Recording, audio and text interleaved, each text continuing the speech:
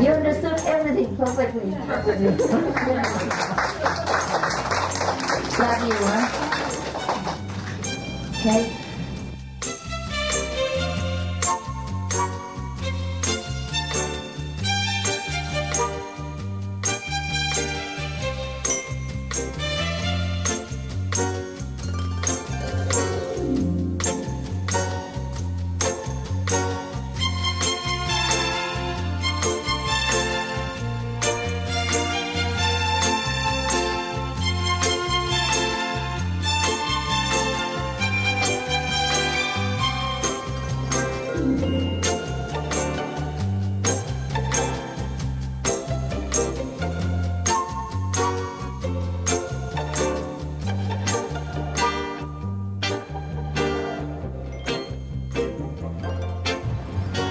Every time the same thing. Don't have anything else? No. You see that? And you tell me I shouldn't scold people. Who said that? Who was the one who was so stupid? I forgot. Where is she? And you teach me not to scold people. Always have to be loving to my disciple. Yes, that's the way I should be, huh? And then all of you so stupid. And always, like a sheep. Just one person say something, everybody said, bah! And that's it. Wow, fantastic and nice and so. Oh, that's to be quiet and peaceful. But for what? Boredom, A boring peace is also worse than war, huh? You don't understand many things. It's all right. That's why you come and you study, yeah. But you should not just fix at studying. You have to develop. Understand? Develop. We're not an academy. Right? You have to learn yourself like hell, so that you get a PhD and then that's it, finish. And everybody knows that you graduated. It's not the point. Understand? We don't learn for the other people to know. We learn so that we know, and that we can bless the world silently by our, inner glory and inner love. Yeah, it's not a show. Every time I come, people clap their hand. It's all right. Sometimes I'm in a good mood and I say, okay. But it's really sometimes make you feel terrible. You're supposed to be quiet and look for insight, knowledge. Not always want to, Master, come in? No? Huh? Where's the show starting? Yeah, actually, but it's also good. It's also good. It is good that even just one person, one man show, interested people all the time. I never bore, never bore people. That's a good sign also. It's not bad. Actually, I'm supposed to catch money. Okay, I'm supposed to sell tickets. If you're that interested in my show. Well, it's a very lucrative business if you want to earn money. Anybody want? Huh? Anyone mastership for sale? That's an idea. You want to see one buy? Sure. How much? I don't think you can afford it. The thing is,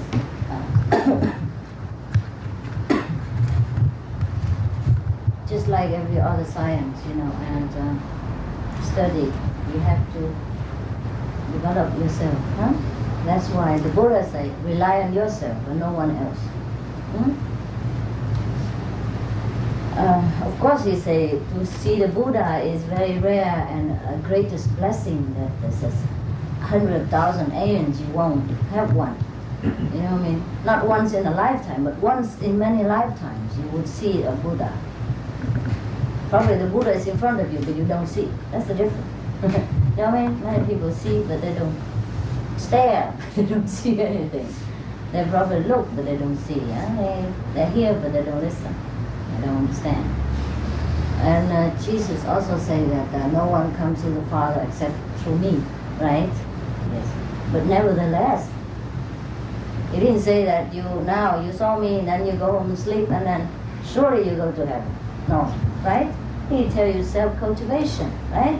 Love your father, love my commandment, pray in the closet, love your neighbor. Wow, it's a lot of work. You know what I mean? It is not that it's okay now you saw me, Jesus, and you surely go to heaven. No. He didn't say that. Huh? Sometimes even to his relatives. He said, who is my relatives? Who is my mother? Who is my sister? Only the one who does the will of the Father is my relatives, my mother, my sister. Remember? Huh? When his mother and sister came to see him, and people reported to him, he even neglected them for a while at least. He said, oh, I have no relatives except you. You know, those who do the will of the Father, who love their neighbor, yeah? And who keep the commandments, who love the Father with all the heart, the soul, and the mind, etc., etc. Remember? Huh? So, and even Jesus, before he became the world leader, spiritual leader, he had to go into the closet and meditate and pray. You know what I mean? And he even had to undergo the humility of baptism. You know, even though if he knew he was a son of God, he wouldn't have done that. You know what I mean? Still, he has to go through everything like us. So, to show us that when we're human beings, we must work. Huh? And he tell his disciples, go out and spread the gospel, right? He said, whatever I tell you in secret, you go and preach on the housetop. But don't give pearls to the swine. Huh? Is that also? Yeah, he also said that not everyone can accept his teaching. Mostly in any generation, is that right? Any period of time of our earth, the people who truly love God are very rare, yes. And there are also different level of God as well, see, and different level of our beings. And as long as we are in this world, if we do not learn to understand the issue of spirituality, then when we go to heaven, even though we go to heaven, because the love of the Father is immense, yes, you will not discriminate, really. You love him, fine. You don't love him, he loves you. Yes. But still, then we go up there, we don't develop. You know what I mean? And we're still the way we were before. Selfish, stupid angel. Oh, not all angels are good. That's why they have to come here and don this physical raiment. Is that what you say? Clothes? Yeah, raiment? Yes. In order to study, to learn how to love others, how to do the service, instead of just sit there and enjoy the bliss of heaven all the time. And now, we are given the opportunity to study in this school of life. If we do not take this opportunity and learn well, then we will be very regretful in heaven. You know what I mean? No one else will tell you anything. You yourself look back at your life. At that time, it will be very clear to you, like a mirror. And then you will feel very, very, very sorry that you were so weak, that you were so lazy, that you were so attached to the material things that the Father gave you, but only as a tools so that you can progress. Instead, you cling to these tools and forget the mission, forget what you are here for. That's why many souls are wandering around in the transmigration. They're earthbound because they're so much attached to this world, even though the gates of heaven is always open. But we don't want to go back. You know what I mean? Yes. Many people who have been having not any kind of particular meditation or anything, you know, but they fear God, fine. They also abide the law of heaven and they try to be good. And they're truly a kind of a loving, kind, easygoing folk. It's all right. Then, of course, at the time of their final departure, they will also go to heaven. And the Father will be also there to embrace them. Or not embrace them. No, it's not necessary that they can always see the Father. Actually, we can only learn the purpose of creation if we try to do our best in the earth. You know, then we will be given the opportunity to understand the creation. the whole completely. Sometimes we will be shown just a part of the creation program, and that's we know a little that corner only. And then sometimes we are shown completely. That is the grace of God. So many people, sometimes they have experience. For example, they meditate, okay? Not necessarily meditate with us, or maybe in another kind of meditation, like they probably sit in quiet prayer, very sincere. Prayer is always, always beautiful and always useful. And our prayers will always be answered. But only if they are sincere and from the heart. Not that every day you flip and flop the Bible and then you say, Father in heaven, hallowed be your name, please give me your bread, please give me your water, please give me everything. And amen, thank you very much. You know what I mean? The most sincere prayer always comes from the heart. When you are truly have no other motive in your heart, you know what I mean? When you could not, if you don't pray, you cannot bear it. That is a true prayer. And God always answers these prayers. Because God is powerful, almighty. There's nothing that He cannot do. Or she cannot do. Minus. It's all right in that case. You know what I mean? It's just that we don't have enough power of sincerity. That's why many of our prayers are not answered. And we think God is not there. That's the trouble. Poor old man. Yeah. God blamed for everything. Yes. And all this war and disaster and hungry and all these things. We just blame it on God or the hierarchy of heaven that don't help us. Truly, it's our choice. The choice of the people who goes against the will of heaven and the law of the universe. These people will make war and listen to the negative force in the nature, which we call Satan, or devil. Yeah? They're always there. That's how the world stays in balance. That's how the negative world, this world, stays in balance. In the heavenly world, there's no need for this negative force to exist. You know what I mean? In heaven, there's no good, no bad. And people sometimes do not think of sins the way we do. They don't condemn you. Yes. So at the time of death, sometimes it's you who condemn yourself. And you will be very regretful that you did not do the best. You shouldn't have done the other way. You know you should have, but you did not do. And that is what will torment you after your death, and that's what makes people call hell. Understand? There's no God who stay there and pass judgment. It's just that at the time of death, you'll be shown the low level, okay? That is, if we did not practice any truly, repentance, on that we did not truly lead a virtuous life the way it has to be. And then we'll be shown a kind of like movies, but so fast that the whole lifetime go in just a split second even. And then you will see everything, but you understand, even in such a quick speed, you understand everything that you have done, what is wrong, what is right, you know everything. And then at that time you will cry. You will know that you have done wrong. And you will not be given the opportunity again. You know what I mean?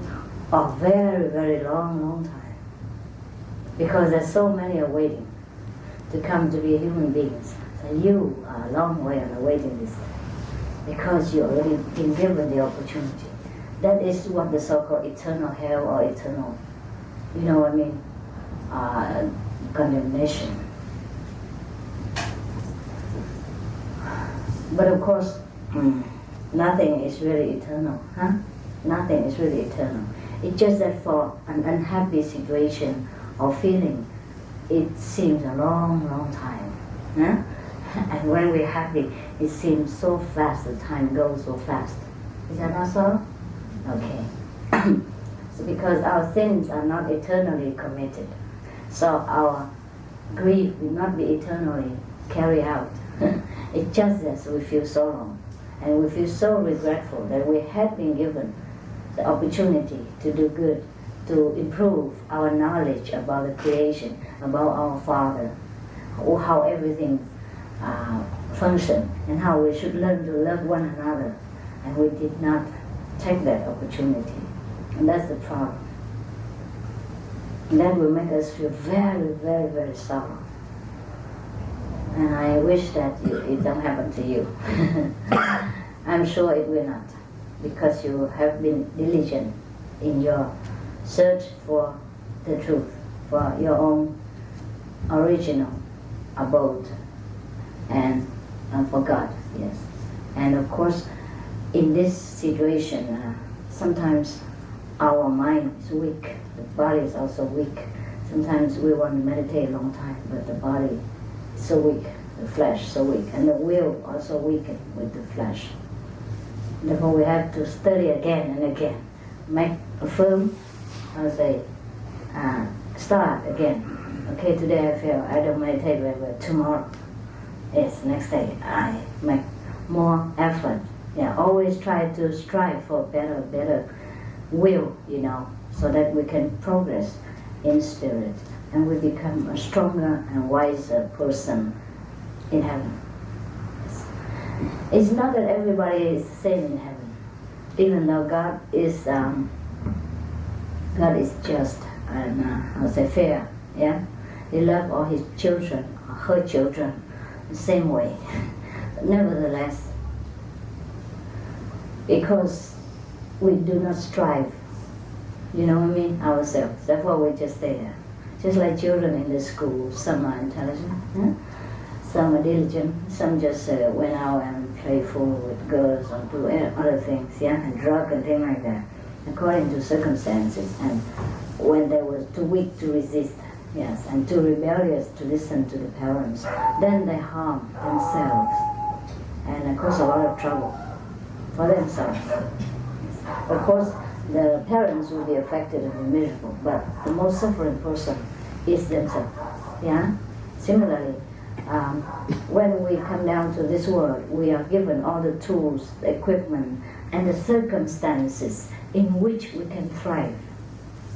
And trying to overcome the situation, overcome the hatred that is bred.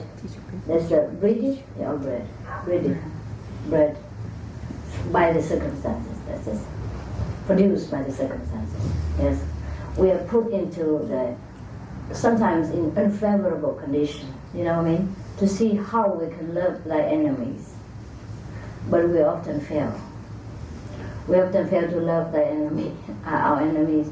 We often give in to our flesh desire, and also the temptation of the surrounding to hate our enemies. Just the way we are taught, just the way we used to, and not the way of heaven.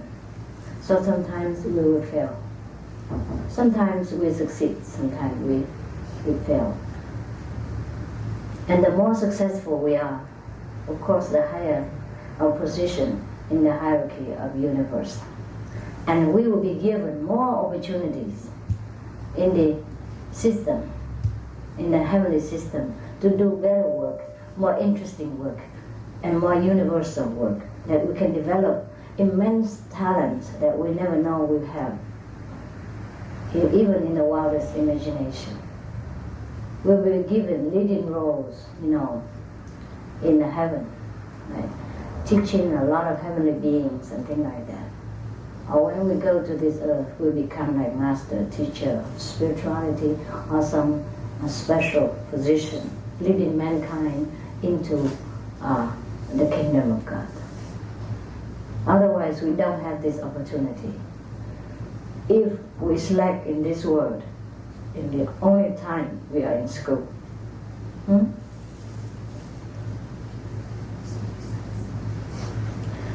do not think that you always are given the opportunity and come back again. You know what I mean? Not always. Not always. It is a generation, the DNA that stays behind. The information from that DNA, and that these desires and all this energy of the desires that stays behind, that reincarnate. Not you, the soul, the person. Understand? There's so many souls waiting to go into this school. I don't have space for you to always to stay behind. You can do that, but you wait a long time. Understand? And meanwhile you suffer. I suffer from your own sorrow. The love of heaven is there, but you will feel very sorry for the things that you have missed. Yes. You wish you could have do it again. And you would have done it better. And you will do it better. But then if you're given the opportunity again, you forget. Now that's the problem. That's why sometimes we have to come back to relearn if we truly are good and merit that, or have a good opportunity to go down. For example, go down here, you have to exchange it for something. Okay, for example, there's a mission of somebody come down and help the world, all right? And then they say, okay, I join, please, can I join? I do anything. I promise. I will be like the last time. Really, no. All right. So of course, heavenly is always a trusting company, yes, give you the next job. But then when you go down there, instead of helping that person and that group to better the world, you do something else, maybe even against them, because you become forgetful of what you have promised before you take birth in this world. All of us. That's why you see the Buddha 30 years before he became enlightened. Huh? Jesus also. You know what I mean? Not that they're born immediately say, oh, I'm the Buddha, I have to go and help the world. You know what I mean? Forget. And so, there's so many pushing opportunity from heaven, like, disaster will befall you, or somebody else edging you behind, or pushing you, or some situation happen that you suddenly will feel awakened, or some friend will come along, some beggars on the street even, remind you of the ephemeral nature of this world. So these beggars are also angels. Yeah, sometimes the suffering are there to awaken us.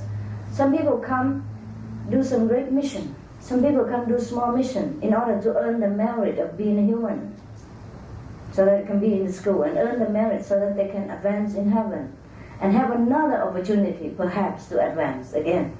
You know what I mean? Yes. For example, somebody, I often told you already, like the Vietnamese refugees, they were there as their own their own will. They wanted to be like that, so that they can awaken the conscience of the world about how terrible the refugees can be, and how war can affect people in many nations, not only one. For example, and to give the people who help them, who give them shelter and food and support and sympathy, the merit of love. You know what I mean? Whenever we love somebody, we love ourselves. We really boost our glory. It's not that we have anybody, we have ourselves. Please remember this. Whenever you do something good, it is the will of heaven. It's good for you. You should do more good, be more loving. Try to strive inside. Use your wisdom. Yeah? Don't be the sheep in the crowd. You already step out of the crowd. You already do much better. Yeah? You understand? Trying to remember more of the promise that you made to the Father and the heavenly hierarchy before you came. That's why you come here. Yeah? You sacrifice many things. You sacrifice the taste of the palate, sacrifice the enjoyment of the world. Yes? You try to pray in the closet. You pray humbly and secretly, and not showing off, like staying in a big place or on the street or a big church, or make a big grandeur of yourself, how virtuous you are by loud speaking and repeating perfectly the rhyme of this psalm, palm, and that psalm, and that how say a holy song or what and another. You know what I mean?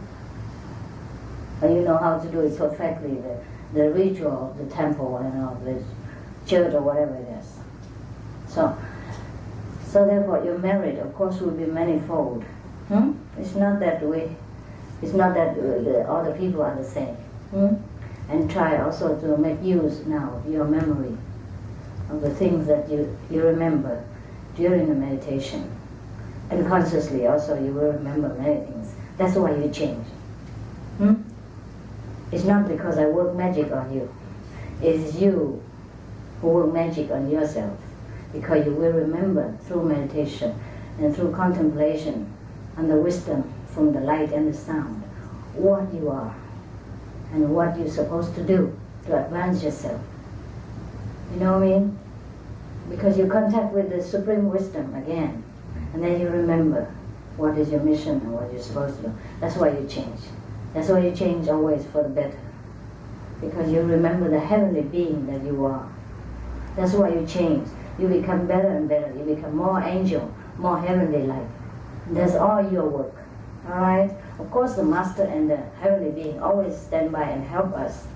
But if you don't do it yourself, it doesn't matter how many help, it's no good. You know what I mean?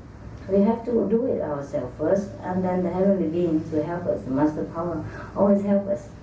Just like the child when he starts to walk, even though he walks himself, he tries to stand up and fall and stand up and fall all the time. But then he tries.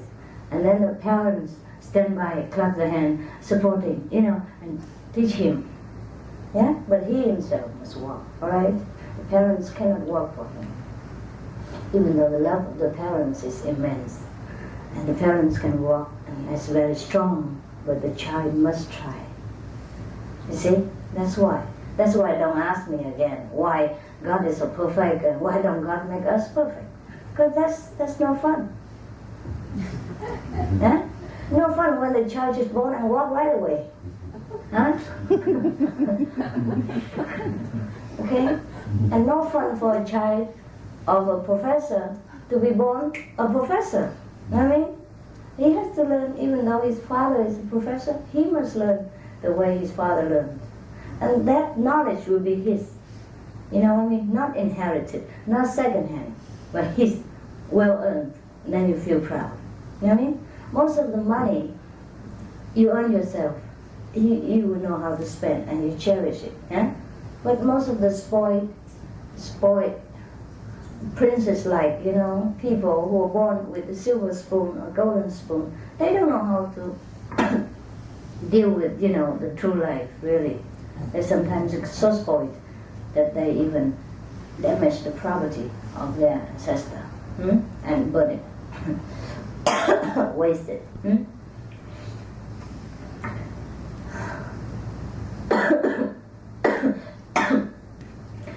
There are some heavenly beings who never go to this world. They don't need to, perhaps. Actually, because the Father also needs somebody there, Cannot send all down here, Perhaps that's why. And even when God gives us the opportunity to be in this world, right? And we actually want to be tested. The harder the situation, the more challenging. You know what I mean? That's why actually I told you sometimes I suffer with the people.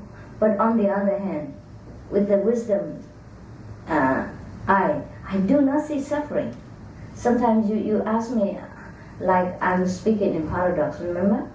Because to a person who practices very the spiritual way, and also who can see the universe the way heavenly being sees, then there's no suffering.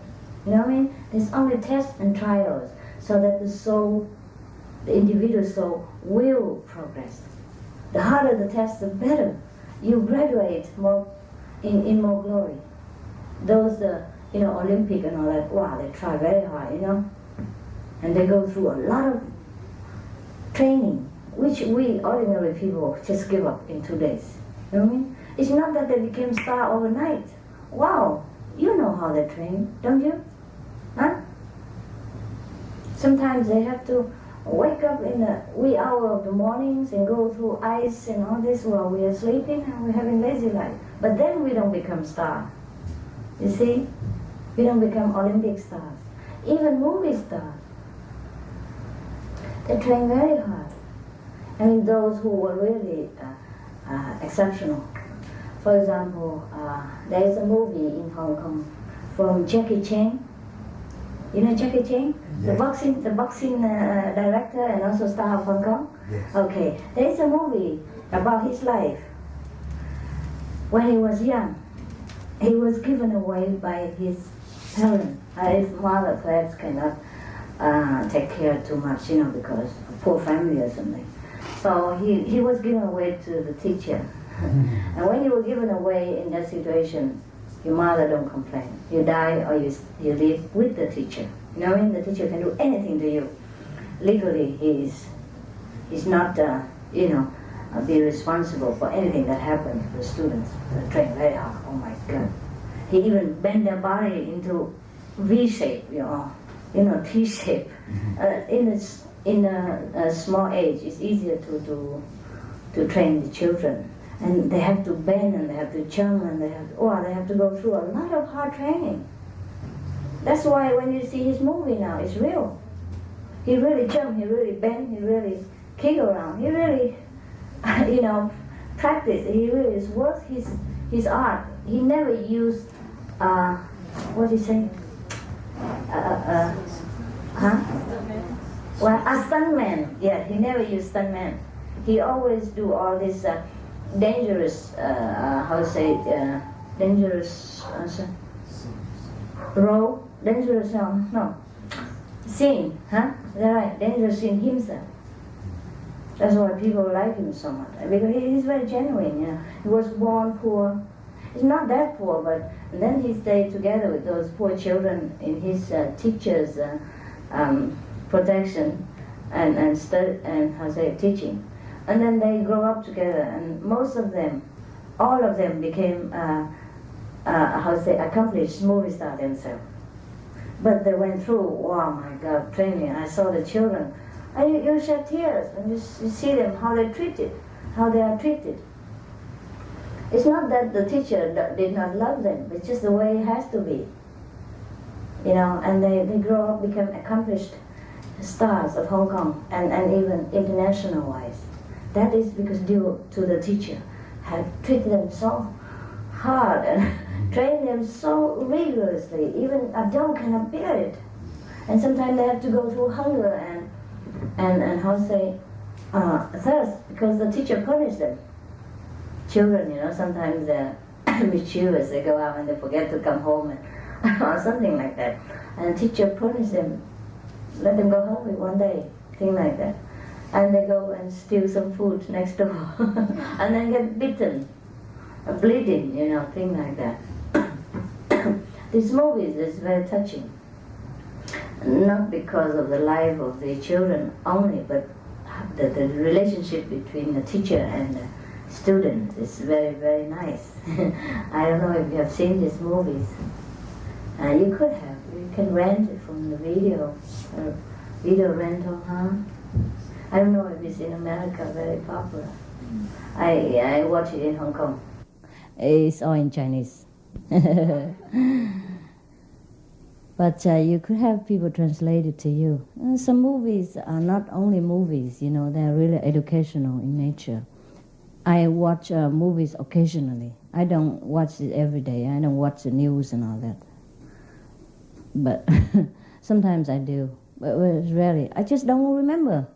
If you tell me to watch the news at 8 o'clock, I forget until 10. And then it's gone. And probably if you tell me, and there's another one at 11 o'clock, and then I would forget again. It's just, I am not in the world or something, I don't know. If I want to, I can perhaps, but then I have to make alarm clock or telephone, reminding telephone, thing like that. I read books, yes, just for you. Also for passing time, when I have nothing to do, and I do other things like drawing, painting, and that. And I watch movies when I'm introduced to good movies. I'm not up to date with what's going on, what is the best movie. Sometimes I happen to see it, on the newspapers, like the critics, things like that. And Oh, really? Now this movie is famous and things like that. But I don't always watch the famous movies. You know what I mean? For example, the Schindler's List, I don't watch because that probably will break my heart. I don't like it. Besides, the past thing, let it pass. You know, I know it has a lot of Oscar and it's very famous, but I never watch it. I don't want it. I just see the critics and I know it's not for me, so I don't watch. Yeah. And also, there's another film famous nowadays. What is it? Born Killer or something. Naturally Born Killer. Ooh, I heard so much violence inside, and I wonder why people can make killing into a social, artistic kind of, event. So I don't watch that either, even though it's very in, very famous. And for example, like that. Oh, why do we talk so much about these kind of things? Oh yes, the Hong Kong movies, the Hong Kong Jackie Chan. Huh? Actually, I didn't know anything about Jackie Chan, to tell you the truth. I'm really a country girl. I didn't know anything about him until I went to Hong Kong. I was in China for a long time, Taiwan for a long time. I'm supposed to know all these films because they are, cousins. And every film in Hong Kong come to Taiwan. Taiwan people like to watch it. But I don't know anything about Jackie Chan. Until one day, some of our Hong Kong disciples told me about him because they are also connected with Jackie Chan. Sometimes they play with him. Some second major role or third major role or just small role, thing like that. Some of our disciples in Hong Kong are famous movies stars. Yeah. So they're talking about that. Sometimes I invite disciples for tea and we chat around nonsense and it was very easy to have fun with, no serious Buddha nature things. And then they would tell me about what they do, just as a matter of conversation. What are you doing? You look handsome or you look beautiful. I say, oh, I'm a movie star and things like that. And then they start to go into the business and then I know who's who. A little bit, but I don't always know. Our disciples are many important persons. I never know them. I only come upon them by chance. Sometimes we have tea together, for example, when during retreat, yeah, then I would treat different nations at different time, Like today, Hong Kong have tea, tomorrow Thailand have biscuits, or another time Vietnamese have, lunch, thing like that together, so that they have a little bit more time with me and more individually, not just a group like 2,000, 3,000 and never see master, have to use a telescope. Yeah, yes, especially in Taiwan, they have to use telescope to see me because sometimes they come 10,000 over and they don't see me. I'm become like a spot in the space. And shiny stars and then have to use telescope. That bugs me, but I have to understand. I don't want to be watched like this, I don't want to be concentrated in front of their nose, and they can control me as they want. They make me small, they make me big, they make me blur, they make me clear, wow. You feel in their hand, under control. Yeah, it's a little bit sticky, but too bad. To make a joke out of it, that's the best thing. So that's how I, in such a small gathering, and tea and biscuits and chatting, and they would tell me their identities. Otherwise, I never know if they came from Mars or Venus. Maybe our disciple have some extraterrestrial. They're spying on us. Actually, there are such people. During the Buddha's time already. And during Rama's time, you remember those story about Rama in India, the king? Yeah? He was exiled for some time, 30 years. And then his wife was abducted on a chariot that fly through the air and went to the Lanka land, remember? These are the story of extraterrestrial at that time. And also at the time of the Buddha, when you become a monk or nun, I mean the full-time follower of the Buddha, and you have to have a lot of vows. Yeah, the Buddha wants to make sure that his congregation is just purely for spiritual. If you truly want only spirituality, then you should abide by the rules like that. So it's not a complication. There's no selling and buying in the Sangha temple, thing like that.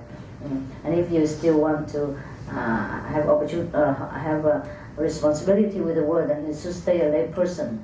You know what I mean? That's why just make sure like that only. You know what I mean? Fancy if the Buddha now want to gather people, the monk, and say something, and then one monk is busy selling coke, or another nun was still handling some negotiation, and then it's not a congregation of sangha anymore. You know what I mean? That's why the rules, not because the Buddha discriminate, and not because if you keep the rules you can become a saint. If you don't keep the rules, you will not. Thing like that. You know what I mean? Therefore, some of the rules are very funny. Like when you eat, you don't make noise, like tap tap tap tap, thing like that. It's written in there. It's just for the dignity of the group. And also, when you eat together in the group, probably you should pray and eat in silence. This is more intensive training. You know what I mean? So that your mind will not wander so much.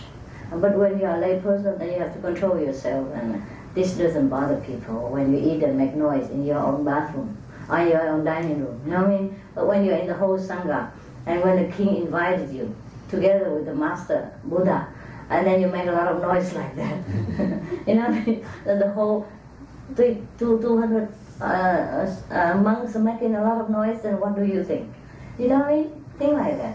Therefore, these kind of rules are not for the saintly position, it's just for the social conduct and the dignity of the Sangha members. Understand what I mean?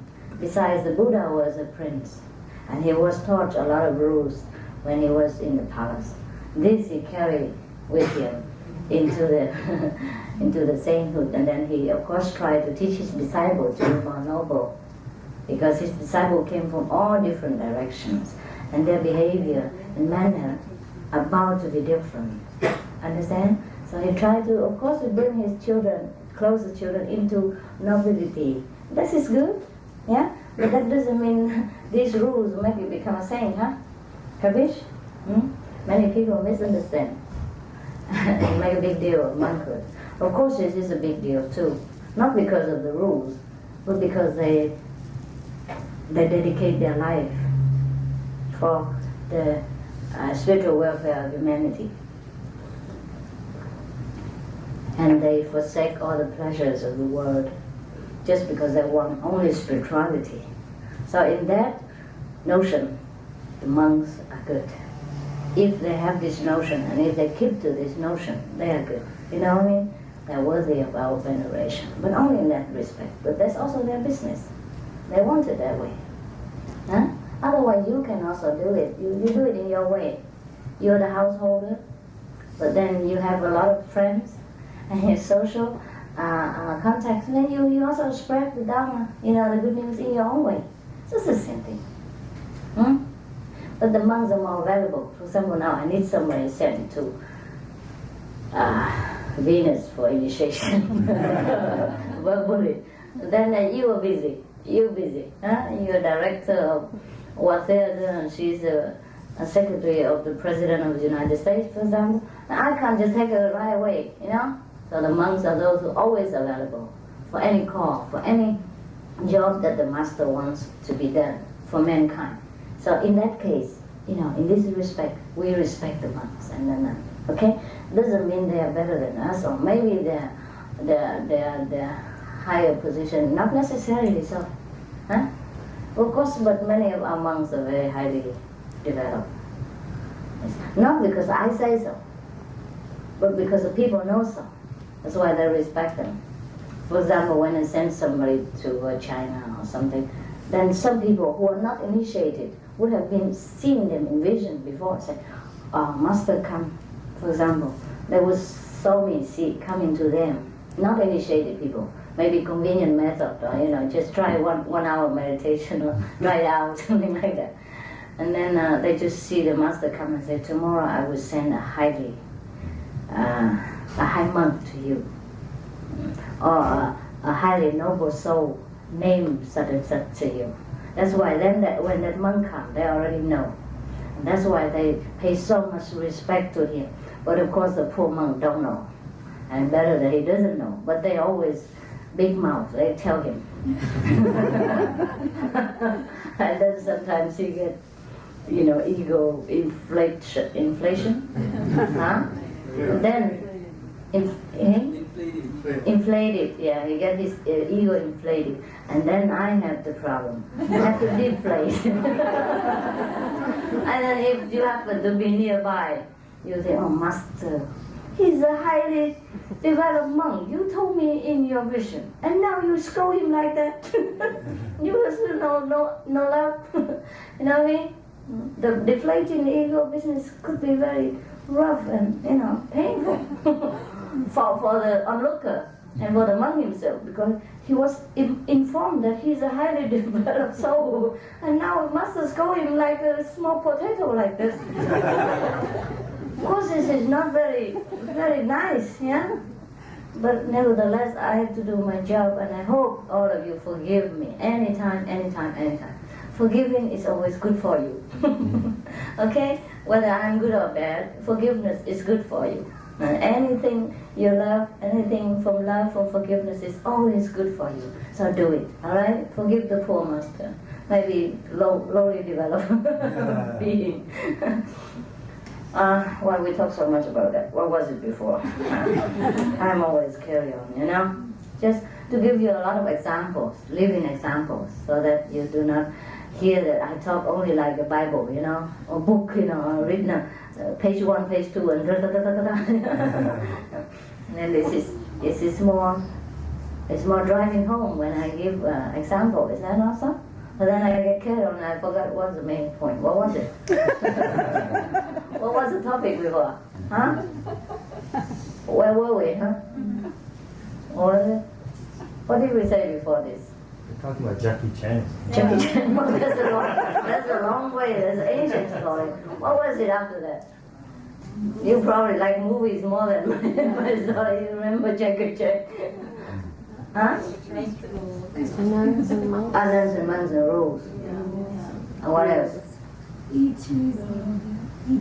Eating.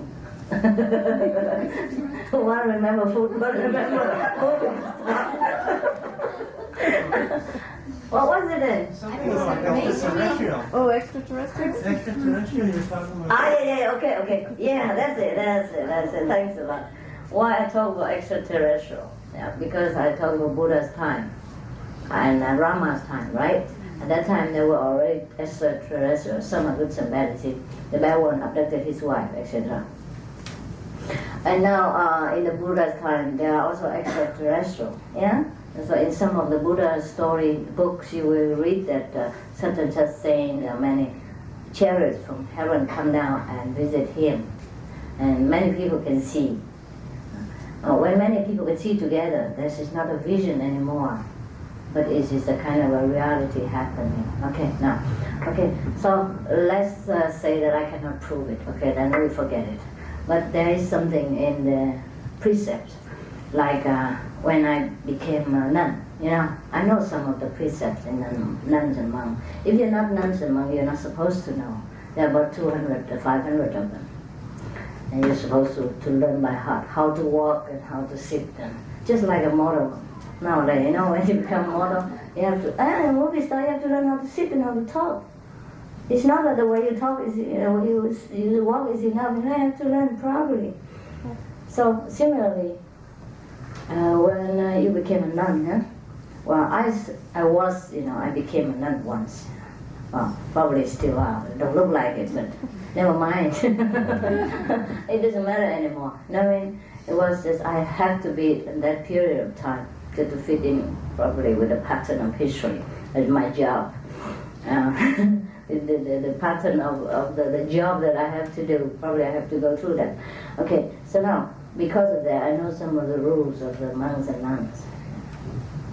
I could buy books and read about it, but it's just not actual. Yeah. So during the ceremony of taking the oath, swearing in, that you keep this and this and that precept, there is a questioning section before this oath ceremony. The monks, will ask you, are you human? Or are you dragons? Or are you other beings? And I look at myself whether I grow horns or something. You know what I mean? So that means at the time of Buddha, these precepts are, carry left over from the Buddha's time, and it's carried out until now. Do you look okay? The light always hurt me. No, it's alright. This is already good. Normally they give 1,000 watts spotlight. Yeah, you are under the spotlight, something like that. And so that means at that time, even sometimes the dragons and the other deities, the other celestial being or other extraterrestrial being are mixed inside of the Sangha. Yes, you know what I mean? They say, we only give the precepts to human beings. Therefore, if you're dragons or other beings, please go out. Can you believe it? Maybe I remember maybe at the time of initiation we should also say that. Are you Americans or are you Martian or are you Venusian or what? But we do not care. We do not care. Huh? We do not care. So why do we talk about extraterrestrial? And what else now? Huh? Maybe we have some, huh? Did you suspect anybody? Yeah, well, because, probably, yeah, I remember. Just because I told you about, I don't know who's who in our group. So we can do that. All right, any question? Yeah, ma'am? After being initiated early in August, I had a dream within a night or two of initiation. And in the dream, Jesus was sitting on a rock alongside the road. And actually, up until then, and probably up until within the last few days, I had just a mental sense that, yeah, Jesus was a great teacher and he's an okay guy, but I didn't have an emotional connection to him. And I guess I have both a comment or a statement and a question. Now I actually feel Jesus. I mean, I feel the emotional connection. And his eyes were so peaceful and so loving and so available and so accessible. And now that I've met you, I'm actually putting one and one together and coming up with a two. And maybe I will put another one with those two and come up with a three. But now that I've met you, I see the same peace and compassion and fun and joy and beauty and serenity in you. But also it's an energy that is around you. It is between us, it's all around us, it's everywhere. It's Jesus energy, it's Master Qinghai energy. And it's really beautiful. I guess I want to thank you for the opportunity to have come this far and to know Jesus on an emotional level, even though I must say I don't think I was in the market to know him on an emotional level. But I feel very enriched for seeing his eyes and knowing him emotionally. That's real. And so I guess part of the question that comes out of that is, in getting my memory back, my memory that is in heaven that can come to me in this life, in trying to remember my purpose and my role in this life, I really don't want to lose the memory. And actually I've been blessed because I've been given little pieces, little crumbs on the road to where I am now, but I'd love to see bigger crumbs on the road to where I'll be going, and who I am spiritually, and what it means for me in this life, and what I should do in this life spiritually. Although I know every day is indeed a walk in spirit. Thank you. Well, then take your time. Okay? Sometimes God don't let you know like that. Mostly the purpose in life is kept from you. Because if you know it, you try to do it in a hurry, in a rush, so that you can go back home quickly. You don't want to stay. That's the problem. And you never do it well in that way. You know what I mean? You know it, but in your soulic way, in your subconscious way, you know. That's why you became better. That's why you feel peaceful. That's why the outcome is that, doesn't matter what ingredient is fed into your soul, the outcome is that you're healthy spiritually, you understand? Just like sometimes the children, you give them milk, and then they shut their eye and shut their eye again. But still they are fed, and then they grow up, and then they say, I forgot that they haven't been given milk. Do you remember you sucked milk when you were young? Very rare, huh? Very rare. When we were young baby, we don't remember mother give anything, but we grow nevertheless. That means the mother must have been given something. All right, so it doesn't matter what we have been given. The thing is we grow up, all right, healthy, all right. So, because I tell you what, many of us, given the opportunity to know heaven well, we don't want to live here one more second. Many of us so weak, spiritually, that we just want to go home right away. But that's why we are here. That's why we come here to study, because we want to go home quickly. We want to get to know the heaven better quickly. Yes. But if we know too much, truly, we just do anything to end this life. And that is no good. That's not the purpose, you see? Because as soon as we finish our mission, we can go home. But if you try to finish it in a mess, in a rush, it's also finished. But it's no good, no beneficial to mankind and to your own development. Because to us, this life is too long and too much suffering. But to heavenly being, it's not even a wink of an eye. Yeah, when you go to heaven, you will see this is nothing really. And sometimes you feel regret that you haven't done better, you haven't done more to the world, to further your career as a spiritual being. Yes, so please be patient. I have no reason to lie to you. Everything is awaiting you in heaven, and you are given a little crumbs, as you say, just to survive on, so that you don't feel that the Father totally neglects you, or that you really don't know whether there is a Father or not, whether Jesus, Father exists or Buddha exists. You right? You know what I mean? Please don't worry. Be patient. It's not long. Remember how long it takes until you grow up like that? It seems like a few years. When you are a toddler, and then now you grow up and you have a toddler yourself. You have a baby yourself. You can't imagine how fast it goes. So do not be hurried. Father is very loving. Everything is yours in heaven. Don't worry. If He doesn't give it to you, whom will He give it to? Huh? We are the only children He has. Okay? And bad or good, we are His children. Do you think He likes to punish us? No, He will not. Okay? He will not withdraw anything from us. Okay? But as we develop, He will give us more. For example, if a child is very talented, yeah, and have business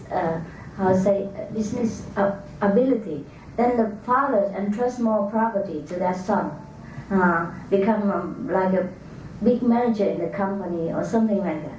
And to the other sons, he probably give a lesser position and lesser responsibility, because he don't have that much ability. That's all. Yeah? But they're all together in the company and run the company together. Alright? That's the situation with us. So try to strive spiritually here and learn everything you can from inside, outside. And then when you go to heaven, that's all you take with you. Okay? Yeah. Yeah, Master, I was, you were talking about movies and television earlier, and this question came up. I wanted to ask you, I seem to have a thirst to witness or to experience fear and to be afraid. And I think television and movies gives me that advantage without personally having to go through, fear and pain and anguish and so forth. So, when a movie's over, you turn it off, and then you can kind of forget about the fear. Same thing with... you can forget or you cannot forget? Can forget it. Forget it, right? Yeah, you can kind of forget it because it wasn't there, it wasn't you. And you like the fear feeling, is that Yeah, you get that, it's like, just for that moment. Thrill, okay, Yeah. fine. Why is that? And what about laughter? Why is that also so essential? I mean, why is that what? Laughter. Oh. What's wrong with it? Nothing wrong with it.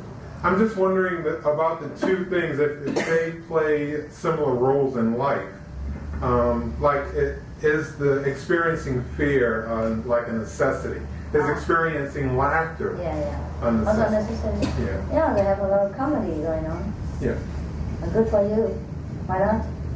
And I tell you a lot of jokes. You laugh all the time. I'm not a serious monk sitting here and bless you.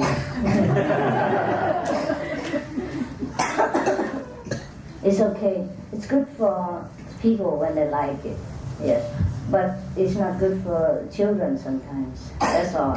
And if people like it, it's fine, But sometimes for the young mind, this is a kind of encouragement for violence, and that will bring disaster upon their lives.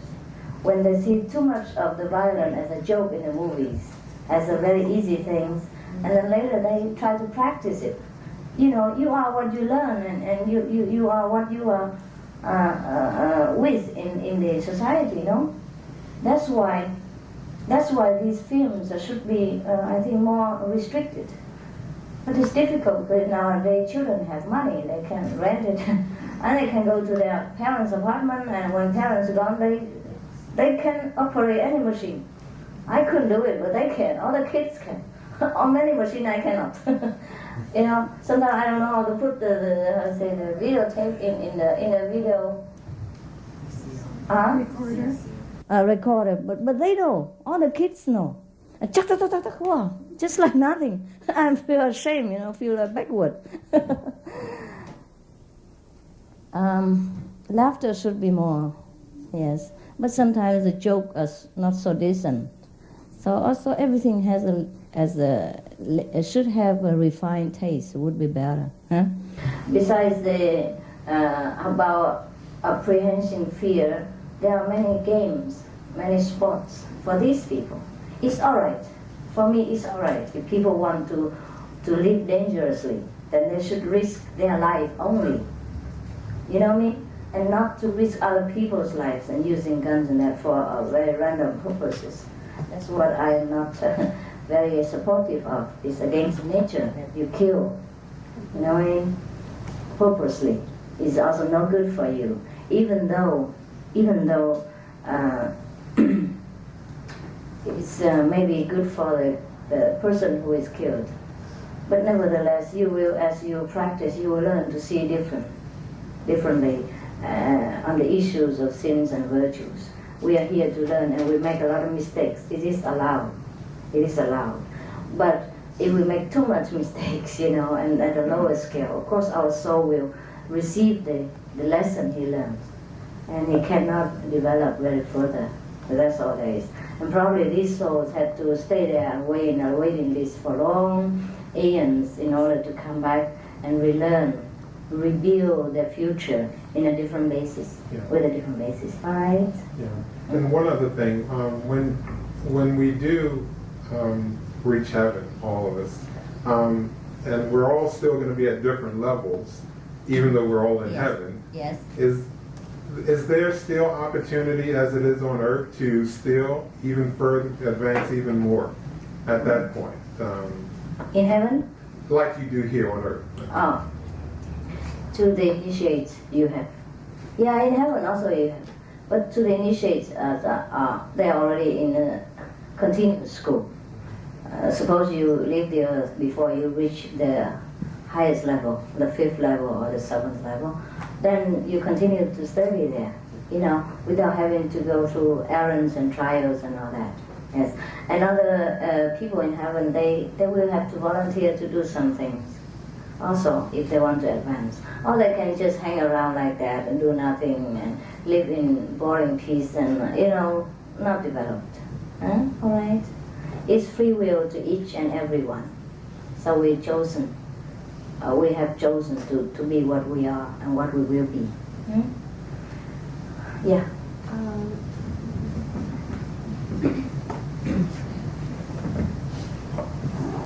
These are interesting questions, intelligent questions. I welcome.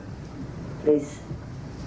Our purpose of living on this earth is to correction of our shortcomings, to better ourselves.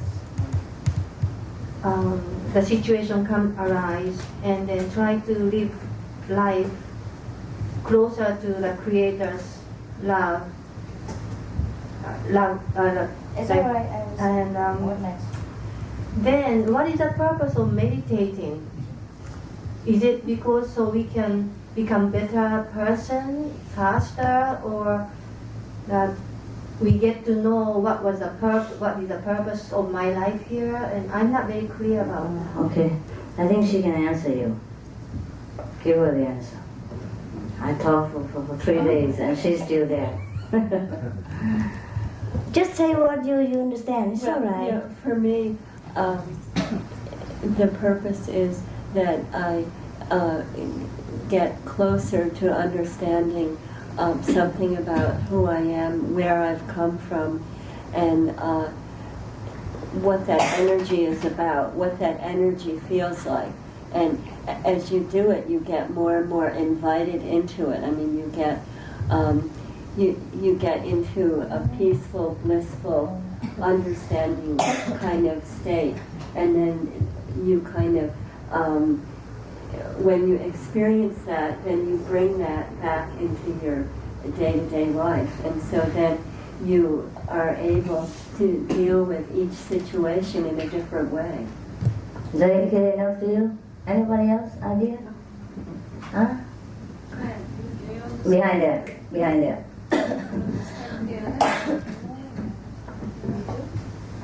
For me, the Master has given a really good example when the Master was comparing the babies, when the baby was sucking the milk and so on and so on.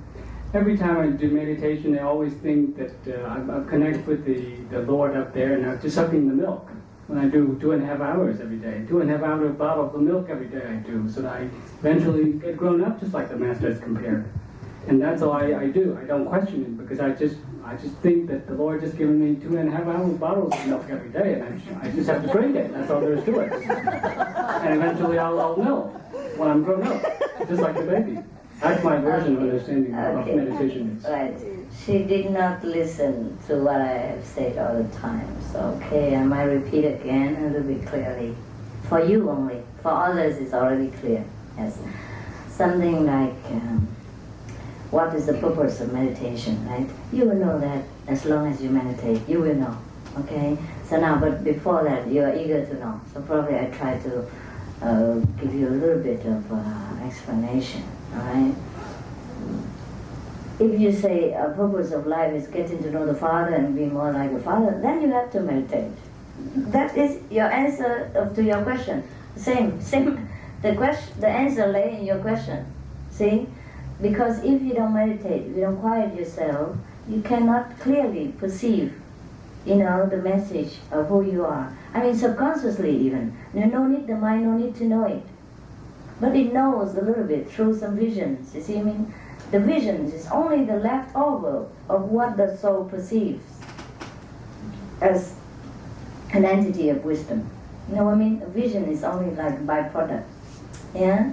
So anyhow, even if you don't see visions so much, because when you're meditating, you go to sometimes very high samadhi, or you a little bit doze off, and your mind, your brain are not supposed to know what the soul knows all the time. Yes. Just like a chauffeur who took an important person to the palace, he is not supposed to come in. He knows that he takes a person to the palace. He saw the palace, a little bit something in the palace, but he is not supposed to know what his boss is talking about to important person, all right? But the evidence is that you grow better every day. So at least you know that something is going on behind the scene, you know, and that should make you satisfied. You will be satisfied, and you will know intuitively or visionarily that you know something that beyond this earth. Just like she say, you take some crumbs, yeah? But crumbs are better than nothing. Yeah? We can live on crumbs, huh? Better than none, okay? Besides, we are in the prison of the flesh. We can't enjoy all that heavenly offer to us. Hmm? Just like a person in prison now. You have a brother in prison, even though you are a princess and you have a lot of money, but for some reason, your brother is in prison. Maybe he committed something, or maybe he voluntarily worked in there. Now you have Rolls Royce and you have a palace outside, but can he live? If he is in prison, he's in prison. You wait for him. You wait in the palace for him, and you give the palace to him when he comes out. Okay? You can only give him some crumbs. Like good food now and again, a television inside, or books, yeah, or some candies, biscuits, his favorite food. But that's all. You can't bring the queen size bed into prison for him, huh? You can't bring the beautiful, comfortable big rooms with a lot of furniture and expensive stuff in the prison for him. Even though he might be released very soon and he's innocent or anything like that, doesn't matter. But as long as he's in prison, you can't give him anything that you have, even though it belongs to him when he comes out. Kavish? Okay? Now, we are in this world. We have to just receive what the world can offer. Okay? And inside, we got help from the hierarchy of heaven. That's why our life is more comfortable all the time. Yeah? It seems like invisible hands is taking care of our life. And sometimes it's even visible. Many people are not denying the vision of the Master coming in person to help them in time of trouble and in time of emergency. They see the Master all the time. And sometimes other heavenly beings helping with the Master, or sometimes the Master sends some heavenly beings to help, and not the Master personally, because it's not necessary. You know what I mean?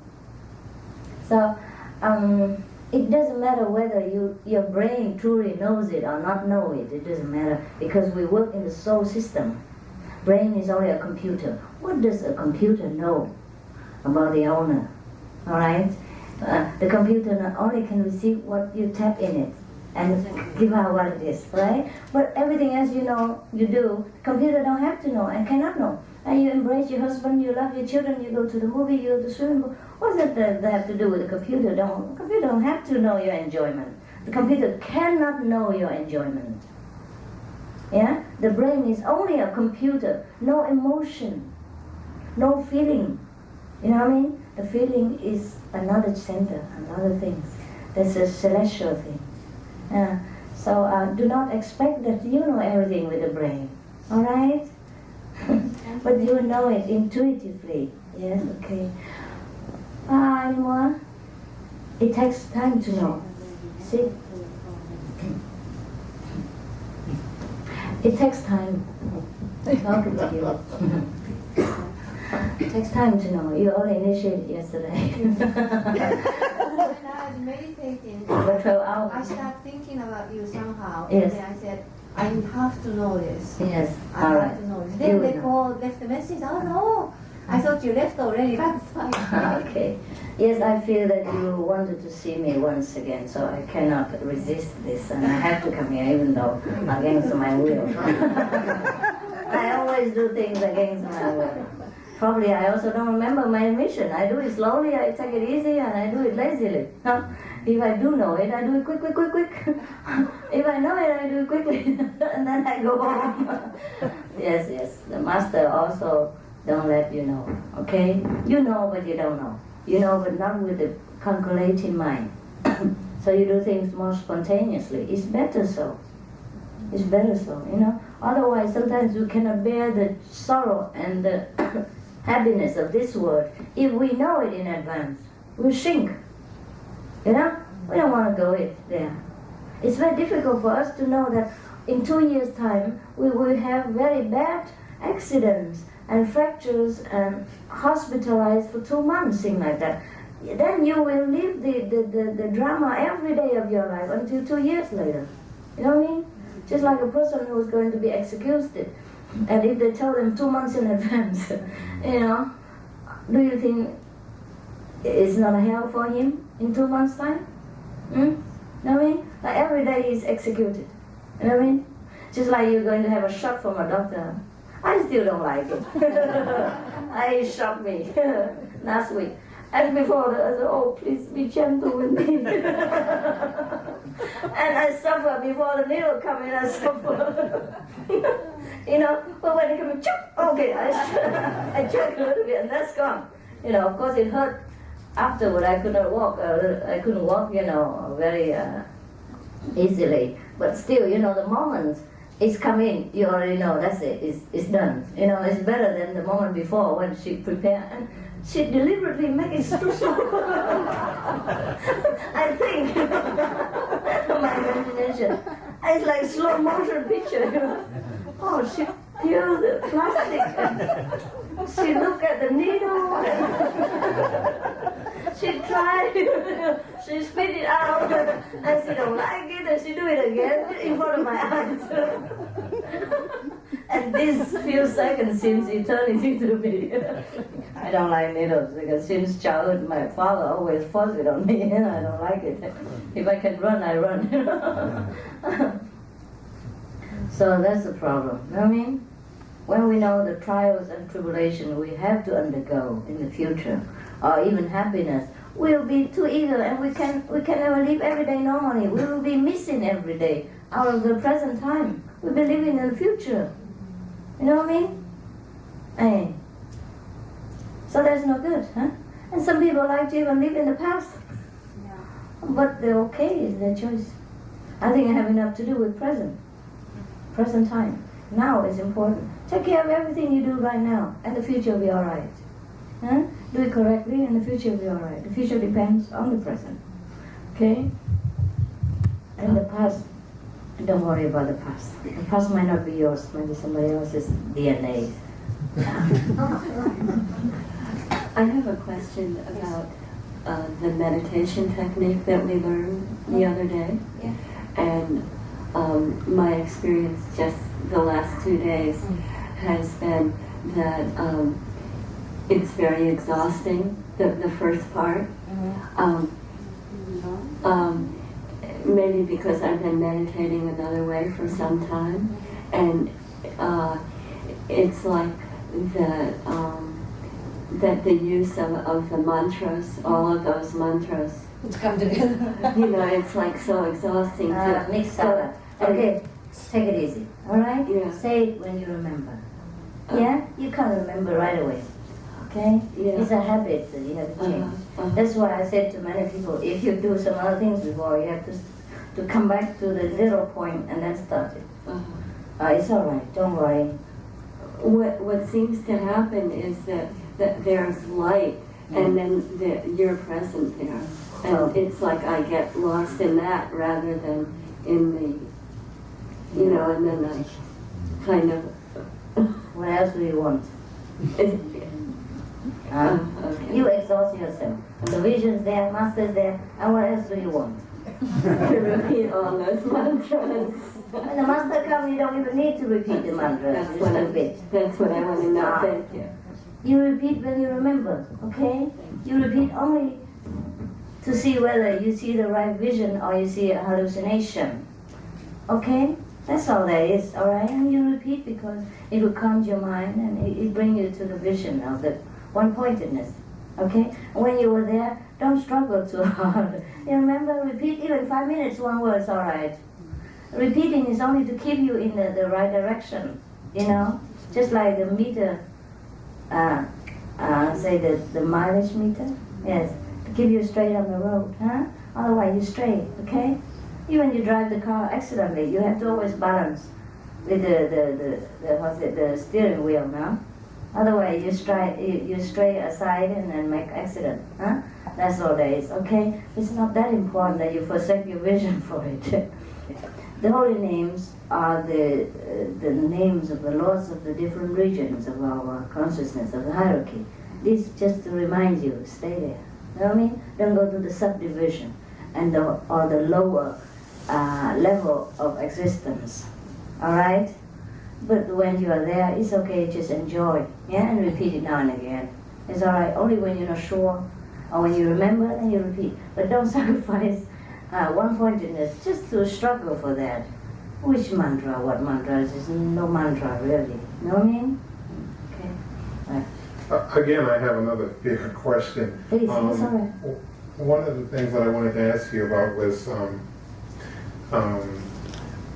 when I'm doing meditation or just thinking and something comes up and it's fearful for me, I tend to think that I'm to challenge that fear. In other words, and I keep doing this, and I don't think, sometimes I think, You like fear, that's yeah, but I keep thinking, okay, why can't I just leave it alone and just let it run its course, and then I tell you what, you are so much like fear, that's why. Why don't you watch all the fear movies in the world?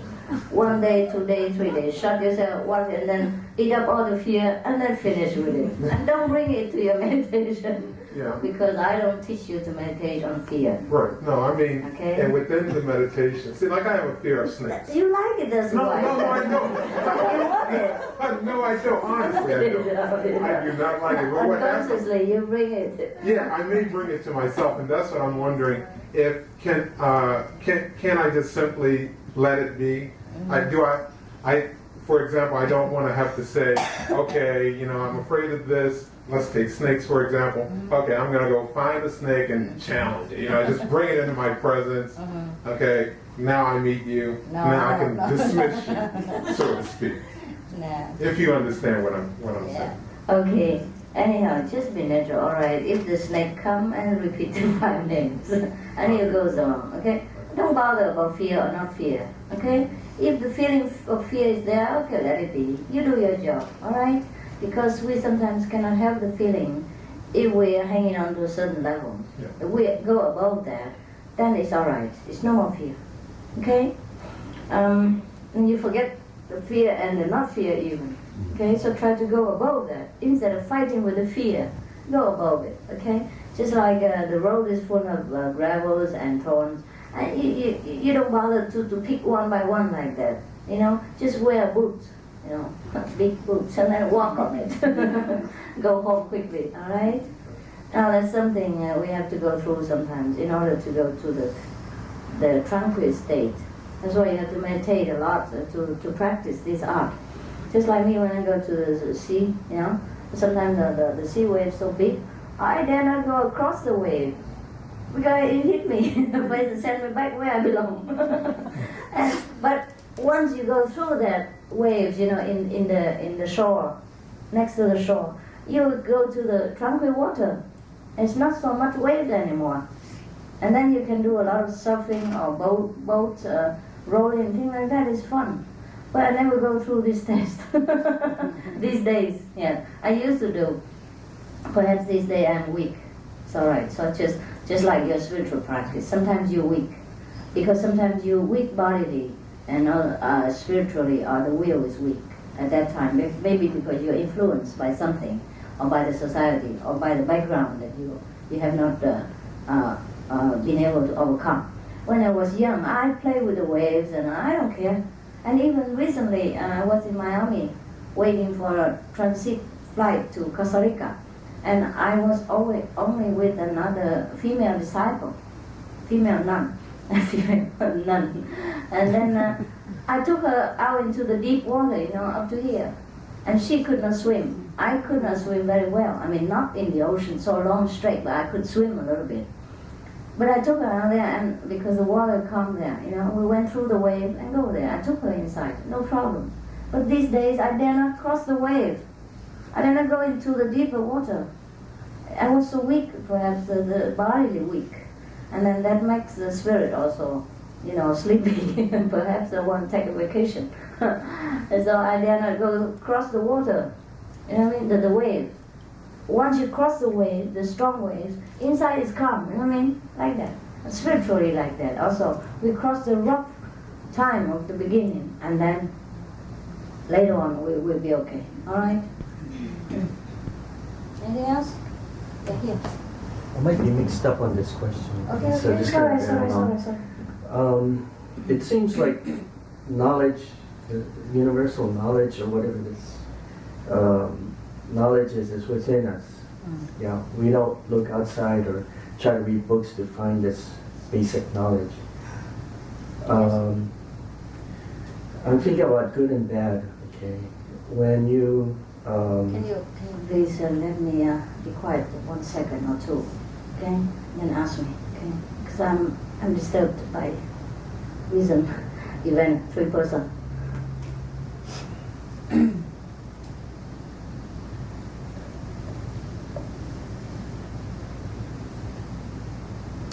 Okay. Yeah. okay, in good or bad, Now you're disturbed. like I said, my question might be all jumbled up. I think you can see it. It's all right. There's a good feeling when you think something is good or you do something good. When it's bad, you don't have the right feeling and you know it's bad. Is there a time when you think something is good but it's not really good? Like you somehow use your computer too much to mask the real truth from your heart. I don't know, does good and bad come from your heart? Because it feels like it comes from here rather than thinking. No, it comes, the good comes from the positive side of our nature. The bad comes from the negative side. Mostly the negative side we borrow when we come here. You know what I mean? The environmental effect, influence. And then the habit that we learn with the people we are with, the company we are in, right? It's like movies. yes, things like that. Yes, just like you're not born a smoker or alcoholic, you learn it from the society. And once you become habitual to the smoke, whenever you see a cigarette, you just want it. And when you don't see a cigarette, it's still in your mind. You want to have one, yeah? Or you want to have one more alcoholic glass of, whatever, liquid, that's harmful one. Because you get into this habit, you're not born with it, okay? All right. For example, like you see somebody hitting somebody else, when he's angry, and then that person hit back and like that, and you keep seeing this image in your mind all the time with your neighbor or thing like that, and then next time another person make you angry or hit you, you hit him back because you have learned that. You practice that in your mind, or you learn it together with the people who teach you how to hit other people when it's not please you. You know what I mean? So, okay.